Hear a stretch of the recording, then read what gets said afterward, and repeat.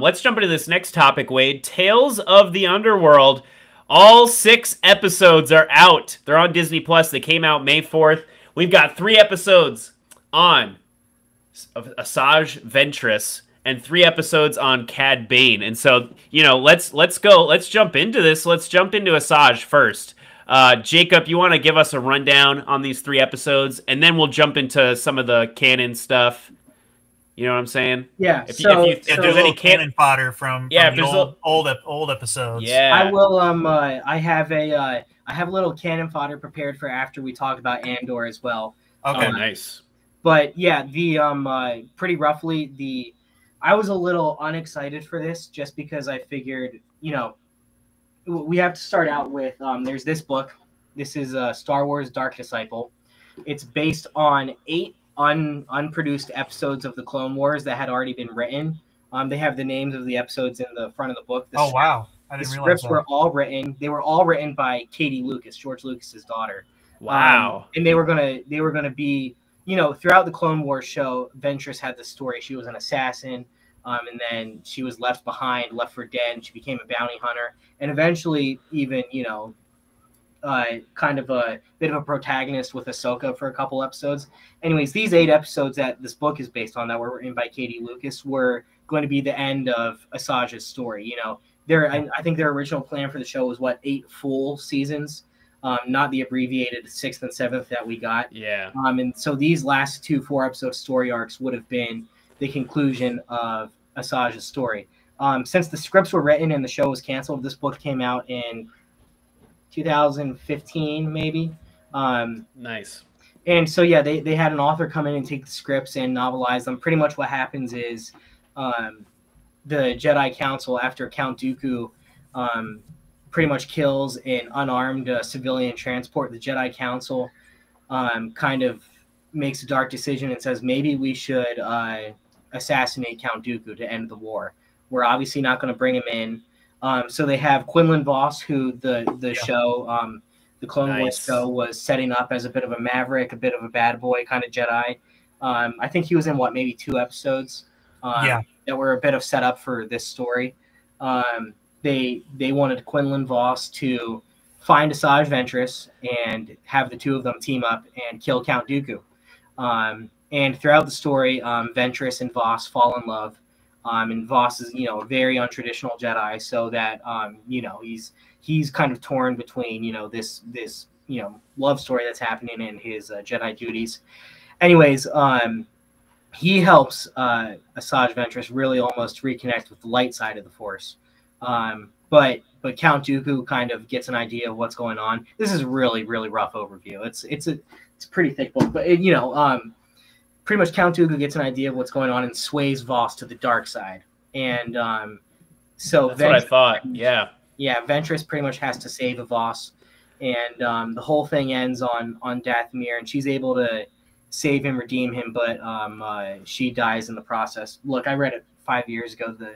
The exact. No, that's great. That's great.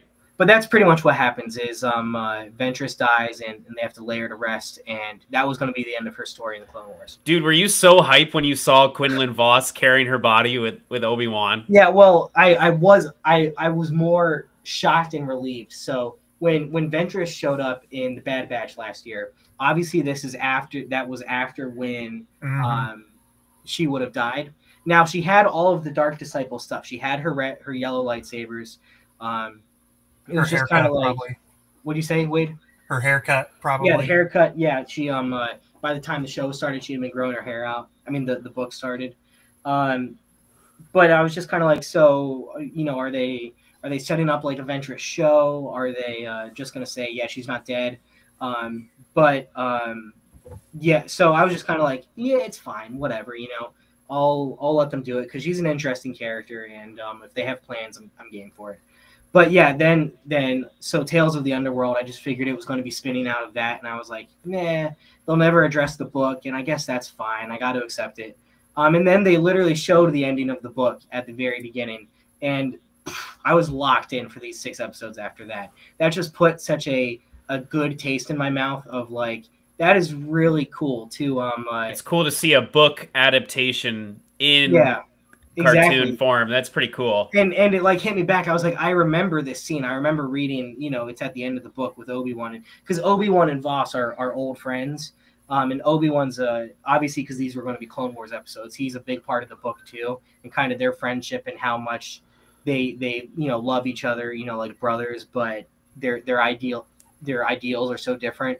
And Obi-Wan had to see him fall to the dark side. So that scene is so great with them at the end, where Obi-Wan is glad to have his friend back, but he recognizes what his friend lost. And it also helps set up, and this would have been great too if they could have had it all on Clone Wars. It sets up really well Obi-Wan's appreciation for a Jedi having essentially an affair. Not an affair like, cheating like in our world, but, against their vows. Because Obi-Wan sees his close friend who had fallen in love and how much it meant to him and how her love literally saved him from the dark side. And that sets up Obi-Wan pretty well to be like, I've got another pretty much brother who's in the same situation. Just really cool storytelling. It's an awesome book. I can't recommend it enough.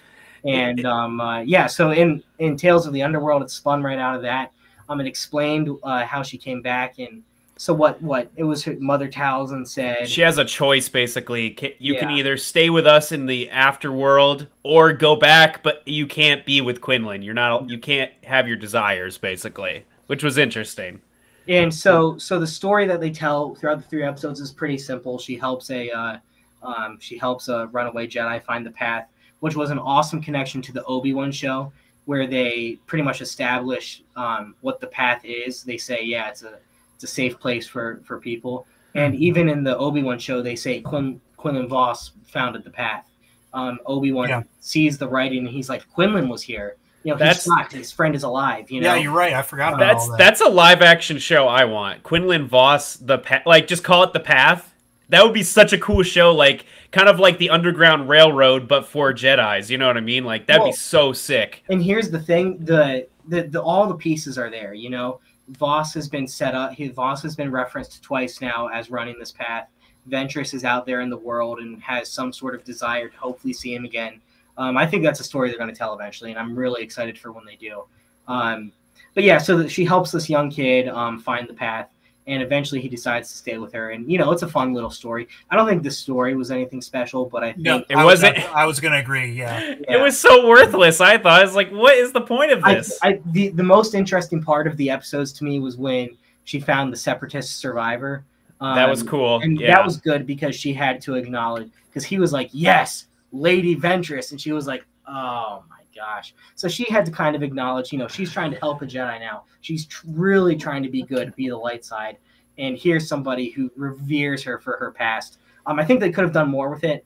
But, it was an interesting concept. All in all, the story was fine. I can't even remember the kid's name. I don't think it was Lyco. Lego? Lyco. Okay, cool. Well, maybe we'll see Lyco again in this eventual path project. Yeah. And these episodes will be kind of essential. But I'm just kind of happy for the clarity. Asajj Ventress is in their toolbox again. They can use her in anything they want, and we know why. I think it kind of sucks to have a whole 45-minute short. I really view these as 45-minute shorts. You know what I mean? Instead of 3 little episodes. It kind of sucks to have a whole 45-minute short about the character. Just say, hey, by the way, this is where she is now. But yeah, that is kind of weird. I'll be happy with it. And also a waste of the Underworld. I feel like Underworld is more so bounty hunters, right? So Cad Bane made sense. And Tales of she fits into so many boxes, but obviously they felt the need that they needed to explain why she's here and that she's going to be active for whatever reason. So I'm confident that they're going to do something. But as we're about to talk about, it shows what these 45 minutes can really do. And then, so do you guys have anything else about Asajj Ventress? I was just gonna say the Inquisitor fight was pretty cool. It was pretty cool. Oh, that Inquisitor was cool. That was a cool design. The Inquisitor design. Yeah. Mm-hmm. You had the Inquisitor episode. You had the random heist that didn't even work out. I thought that was kind of interesting. Yeah, it's just what's the they were like, oh, it didn't even work. So Jedis are worth more money. So I'm gonna take you in. It was like, what?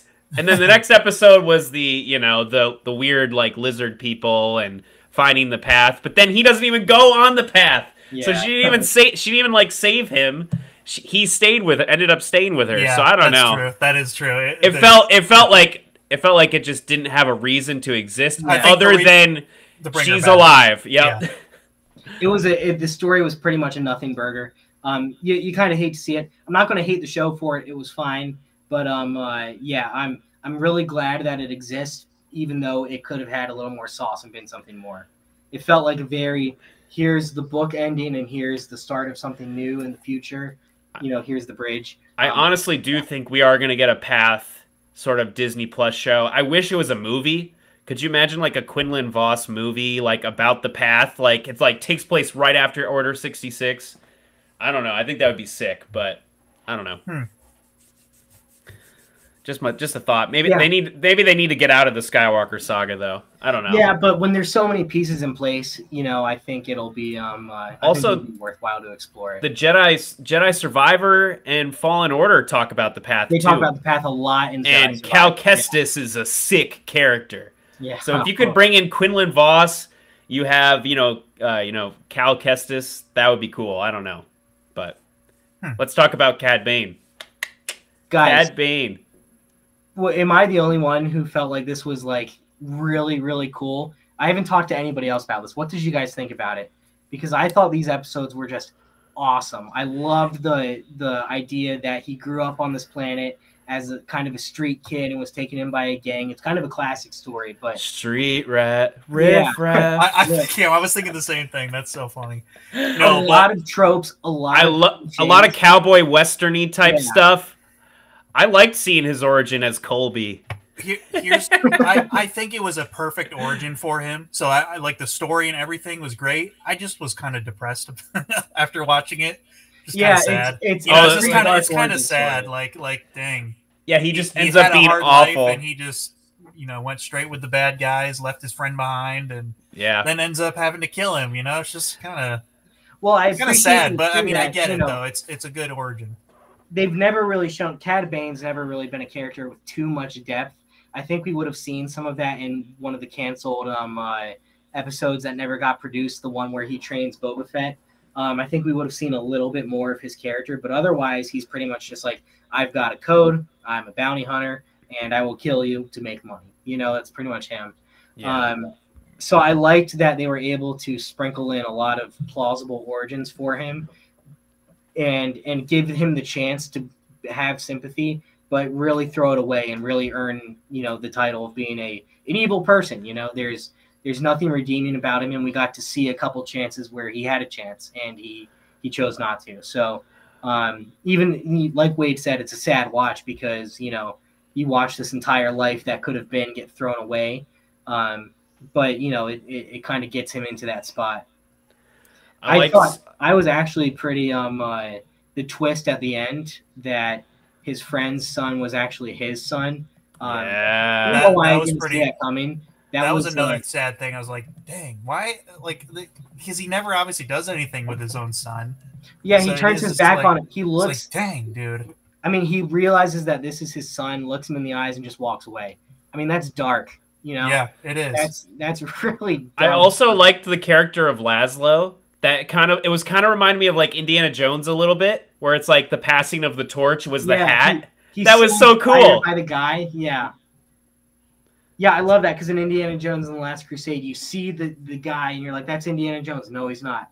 That's who Indiana Jones wants to be his entire life. Exactly. That's who he's chasing his entire life. So yeah, it was funny to give him that. And I just loved that, especially after the Asajj Ventress one, which felt like it was in between stories. I love that this was just a clean story. Cad Bane's origin. How much more, simple can you get than that? So I think that's what these Tales of should be. I didn't like Tales of the Empire did a lot of so rough trying to explain who Morgan Elsbeth was before Ahsoka being like, here, we're gonna give you some more about her. And I guess it did tell Barris's story, but again, that's a whole lot of other stuff. This was just so simple, where it's just like, Cad Bane, this is what you need to know. Exactly. So, I was a huge fan. So good. Wait, any final thoughts on Cad Bane? We had the one episode where it's like they're little kids. You got the Laszlo. Second episode was with the girlfriend. you know, but also the guys become a cop, which was wild, and then the last episode being the big reveal. Yeah, I guess what was sad to me is as I'm watching it, I'm like thinking, you know, this gets really deep, I guess, but you know, just like what if I was to, you know, pass away, then my son would have to live a life without me. You know, that just it hit me in a way I didn't think it would. So maybe that makes it really good. You know, just kind of dark. Took me to a dark place, but good storytelling can do that sometimes. You know. Yeah.